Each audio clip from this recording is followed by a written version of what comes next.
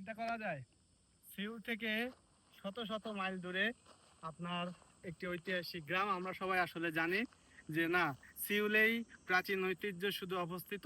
আমরা অনেকেই হাজার হাজার শত শত মাইল দূরে চলে যাই সিউলে ঐতিহাস জানার জন্য কোরিয়ার।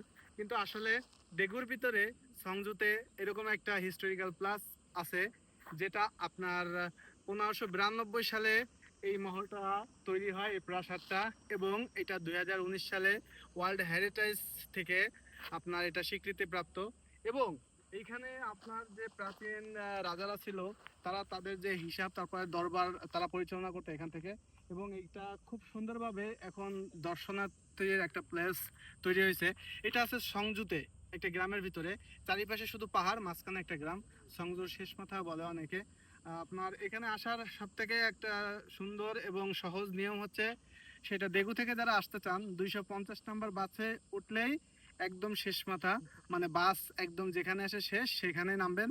নেমে ট্যাক্সিতে যদি ওঠেন, ট্যাক্সিতে বললেই হবে যে সংজু হিস্টোরিক্যাল থিম পার্কে যাব, তাহলে আপনাকে নিয়ে আসবে এই দর্শনার্থী প্লেস, দর্শনার্থী স্থানে। এখানে এসে আপনি অনেক সুন্দর একটা দৃশ্য দেখতে পাবেন যদি দিনে আসেন। তবে আপনি যদি আসতে চান, মেবি আপনার একটু রাত নিয়ে আসতে হবে, কারণ লাইটের একটা যে সৌন্দর্য আপনি একটু দেখান। এই লাইটের সৌন্দর্যটা মূলত আপনার 8টা, 7:30, 8টার দিকে, এখন গরমের সময় 7:30, 8টার দিকে এটা ফুটে ওঠে, লাইটটা চালু করে। আর যদি আপনার দেখা যাচ্ছে দিনের যে ঝলকানিটা আছে, যদি সেটা নিতে চান, তাহলে অবশ্যই আপনাকে দুইটা মিলাই আসতে হবে, যাতে আপনি দিনের এবং রাতের দুইটা ভিউ উপভোগ করতে পারেন। কারণ রাত্রের ভিউটা আমার কাছে আরো বেশি সুন্দর মনে হচ্ছে, কারণ যখন লাইটটা জ্বলে উঠছে, লাইটের যে ঝিলিমিলি, এটা আরো বেশি সুন্দর লাগতেছে। বিশেষ করে গেটের ওইখানে আপনি যদি একটু খেয়াল করেন, যে লাইটটা পুরো জিনিসটা একটু অন্যরকম লাগতেছে। আর এখানে মোটামুটি অনেক ভালো একটা পরিবেশ, আবহাওয়া।